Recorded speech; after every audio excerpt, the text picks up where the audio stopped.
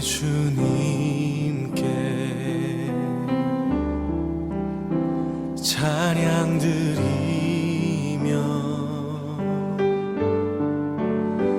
그 크신 사랑 주 임재 감사해. 어두움 속에 찾아오셔서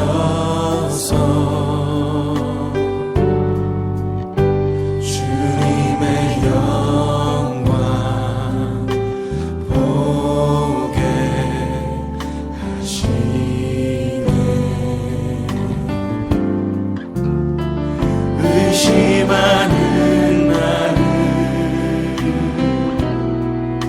손 내밀어 잡아주시네. 두려움만 내려놓고 주 바라봅니다.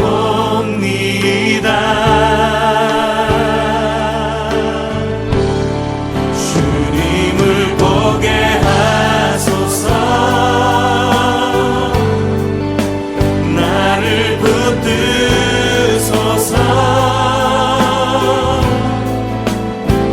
내 뜻과 내 생각 내려놓고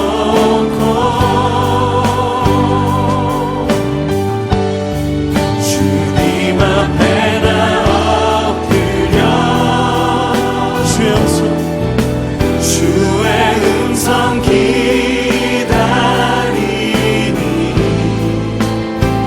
나를 부르실 때 믿음으로 걸어가리. 사랑하는 원무드에게 전쟁에 대한 헛소리로 편지를 도배하지 말라고 했던 건 인간들의 죽음과 도시의 파괴에 대한 너의 유아기적 열변을 듣기 싫다는 얘기였다. 하지만 전쟁이 환자의 영적 상태와 현실적으로 관계된다면야 자세히 보고하는 게 당연한 일이 아니냐. 이 점에서는 보기 드물게 아둔해.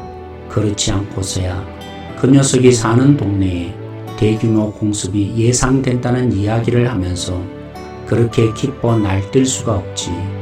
이건 일전에 내가 개탄한 바 있는 문제의 단적인 예라고 본다.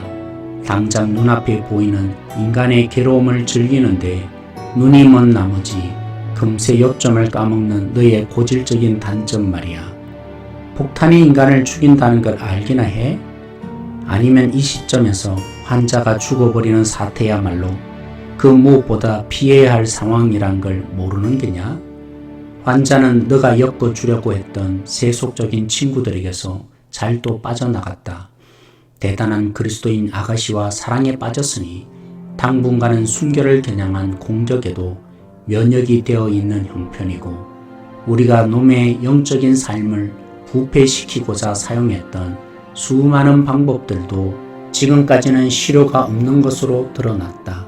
현 시점에서는 전쟁의 전면적 충격이 점점 더 다가옴에 따라 세속적 기망이 차지하는 비중은 줄어들고, 그 대신 자신의 방어 임무와 그 아가씨 생각으로 마음이 꽉 차버린 데다가 인간들의 표현을 따르자면 자신을 벗어나 그 어느 때보다 이웃에게 관심을 갖게 되었고, 이런 상태를 자기가 생각했던 것보다 더 좋아하고 있으며 의식적으로 원수를 의지하는 마음 또한 날마다 커지고 있는 판국이니 혹시라도 오늘 밤에 죽는다면 그를 영영 잃고 말 것이 확실하다.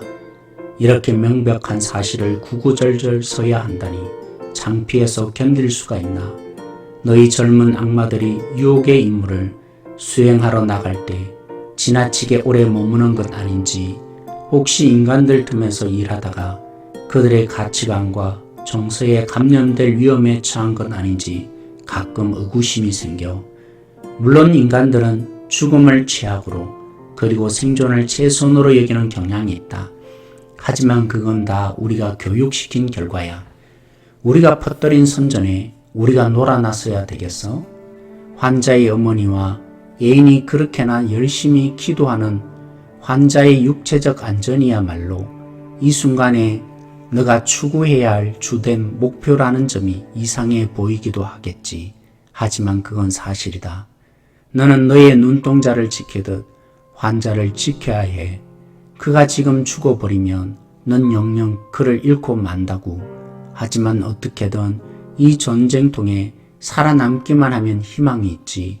첫 번째 유혹에 큰 물결이 닥쳤을 때는 원수가 너에게서 그를 보호해 주었다. 하지만 그가 살아남기만 하면 그때부터는 시간이 너의 편이 되어 줄 거야. 중년이라는 길고 지루하고 단조로운 세월은 풍요롭게 사느냐 역경을 겪으며 사느냐에 상관없이 우리 작전을 펼치기에 아주 좋은 적기이다. 너도 알다시피 이 족속들한테는 끈기 있게 버틴다는 게 무척이나 힘든 일이거든.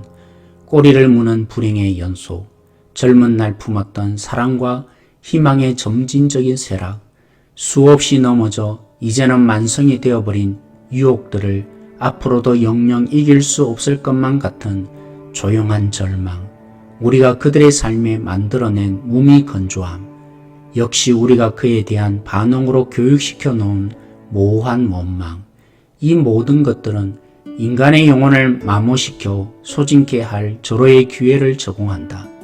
이와 반대로 풍요로운 중년기를 보낼 경우에는 우리의 입지가 한층 더 확고해진다. 풍요로움은 인간을 세상에 엮어놓거든 풍요로운 중년기를 보내는 인간은 세상에서 내 자리를 찾았다고 생각하지. 사실은 세상이 자기 속에서 자리를 찾은 것인데도 말이야. 갈수록 높아지는 명성, 넓어지는 교제권, 나는 중요한 인물이라는 의식, 열중할 수 있는 즐거운 일에 가중되는 압력 등은 이 땅에야말로 편안히 안주할 수 있는 고향이라는 인식을 심어주는데 이것이야말로 우리가 원하는 바다. 너도 알게 되겠지만 일반적으로 중년층이나 노년층보다는 청년층이 죽음을 훨씬 더 꺼리는 법이지. 원수가 이 하찮은 짐승들한테 영생을 주어서 자기의 영원한 세계에서 살 수 있게 했다는 것은 참으로 이상한 일이지만 어쨌든 그는 인간들이 그 밖의 장소에서 고향처럼 편안한 느낌을 갖기가 쉽지 않도록 꽤나 효율적으로 대비해 두었다. 우리가 환자들의 장수를 빌어야 할 경우가 왕왕 있는 것도 다 이 때문이야. 천국과 뒤얽혀 있는 인간들의 영혼을 풀어내서 이 땅에 단단히 묶어놓는 고난도 작업을 수행하려면 설사 그들이 70년을 산데도 하루가 아쉬운 형편이거든.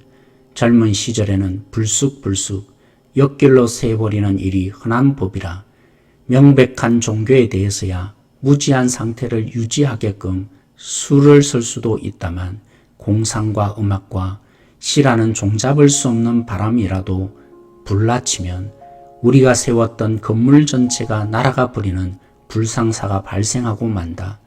젊은이들은 세속적 추세나 든든한 인맥, 안전제일주의 따위에 꾸준히 매진하려 들지 않는 게 탈이야. 천국을 갈망하는 젊은이들의 성향은 뿌리 깊은 고질병이니만큼 이 단계에서 그들을 이 땅에 붙들어 맬 수 있는 최선의 방책은 정치나 우생학이나 과학이나 심리학이나 기타 등등의 힘으로 이 땅을 천국으로 만들 날이 오리라고 믿게 만드는 것 정도이다. 진정한 세속성은 시간의 작품이야. 물론 교만의 도움도 받긴 한다만 우리는 조금씩 다가오는 죽음을 분별이니 성숙이니 경험 따위의 말로 표현하도록 교육한다. 특히나 우리가 교육해놓은 특별한 뜻으로 쓰기만 한다면 경험이야말로 가장 쓸모있는 단어이지. 예전에 한 위대한 인간 철학자가 미덕에 관한 한 경험은 착각의 어머니라고 말하는 바람에 하마터면 비밀이 탄로 날 뻔한 적이 있었지만 유행의 변화와 역사적 관점에 힘입어 그 책의 해악을 대부분 무마시킬 수 있었다. 우리한테 시간이 얼마나 값진 것인가는 원수가 허용해 준 시간이 얼마나 짧은지를 보면 알 수 있어. 인간 중 다수는 유아기에 죽어버리고 그나마 살아남은 인간도 상당수 청년기에 죽고 만다. 원수한테 인간의 출생이란 죽을 수 있는 자격을 주는 것이기에 중요하고 죽음이란 오직 다른 종류의 삶으로 들어가는 입구이기에 중요한 것이 분명하다. 그러니 우리는 인류 중에서도 선택된 소수에게만 공작할 기회를 허락받는 셈이다. 인간들이 정상적인 수명이라고 부르는 것도 알고 보면 상당한 예외에 해당한다. 원수도 틀림없이 자기 천국을 채울 인간 짐승들 가운데 몇 명 정도는 예순이나 일흔까지 지상의 수명을 누리면서 우리에게 저항하는 경험을 지니길 바란다. 우리는 이 점에 기회를 찾아내야 하는 게야. 기회가 적으면 적을수록 최대한 활용해야 하지 않겠느냐. 그러니 무슨 수를 쓰더라도 환자의 신변으로부터 안전하게 보살펴 주도록 너를 아끼는 삼촌 스크루테이프. 10월 둘째 주 스크루테이프의 편지 28번째입니다. 세속화의 부분을 이번 시간에는 다루고 있습니다. 우리가 살아가는 동안에 수많은 세속화의 물결로 하나님과 멀어질 가망성이 많습니다. 그래서 C.S. 루이스는 원무더에게 대규모 공습의 전쟁을 기뻐하는 것을 스크루테이프가 야단치는 모습으로 시작합니다. 인간이 죽으면 더 이상 타락시킬 수 없기 때문입니다. 세속화의 공작으로 말미암아 인간들은 죽음을 최악으로 그리고 생존을 최선으로 여기는 경향이 되었다고 말합니다. 이 말이 무슨 말입니까? 왜 사는 것이 죽는 것보다 더 나쁜 것입니까? 불행의 연속, 사랑과 희망의 쇠락, 지속적으로 유혹에 넘어짐, 몸이 건조한 삶, 원망 등의 환경으로 하나님을 더욱 멀어지게 될 수 있기 때문입니다. 죽으면 사단이 더 나쁘게 타락시킬 수 없기 때문인 거죠. 그렇다고 이와는 정반대로 풍요로운 삶이 주어지면 주님을 더 잘 믿을 수 있을까요?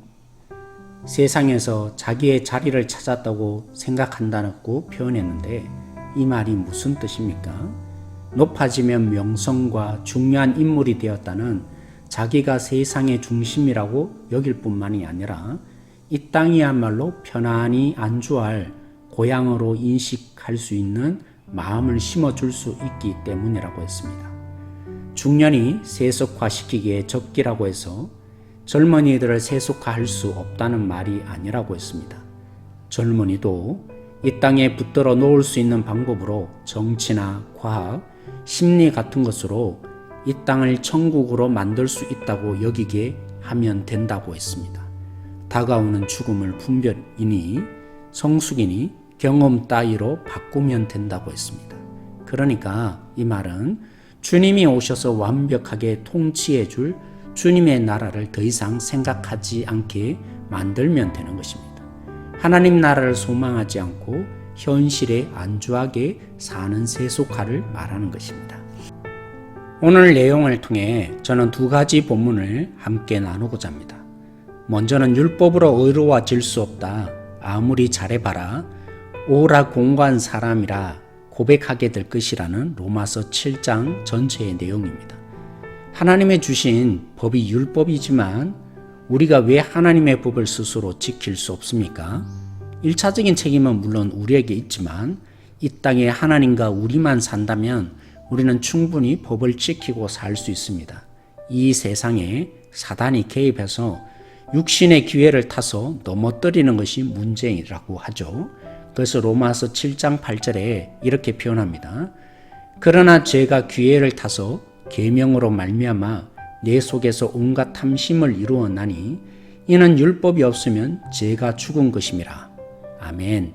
이 말씀처럼 사단이 율법을 기회로 틈타서 더 많은 탐심과 죄악을 짓도록 만드는 세상이라는 거죠. 두 번째 말씀으로 에베소서 6장 11절에서 12절 말씀입니다.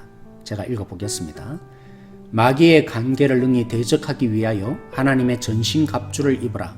우리의 씨름은 혈과 육을 상대하는 것이 아니오 통치자들과 권세들과 이 어둠의 세상 주관자들과 하늘에 있는 악한 영들을 상대함이라. 아멘.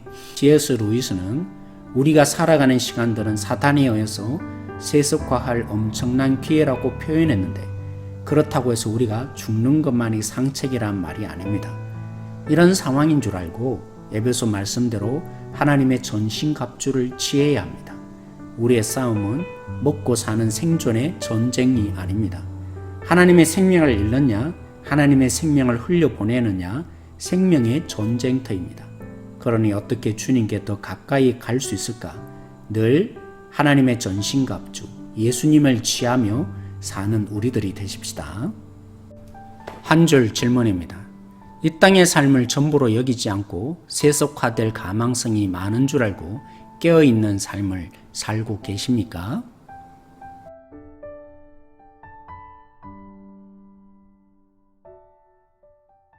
주보혈 날 정결케 하고 주보혈 날 자유케 하니 주 앞에 나 예배하는 이 시간 나의 모든 것을 주께 드리네. 주의 손 날 위에 지키셨고 주의 발 날 위에 박히셨으니 이제는 내가 사는 것이 아니요 오직 주를 위해 사는 것이라.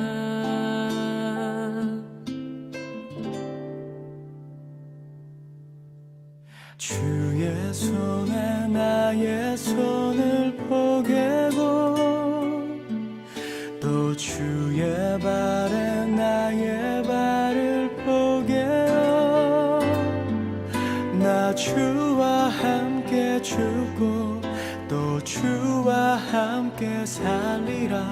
영원토록 주 위에 살리라. 주의 손에 나의 손을 포개고 또 주의 발에 나의 발을 포개어 나 주와 함께 죽고 또 주와 함께 살리라. 영원토록 주 위에 살리라. 주 위에 살리라.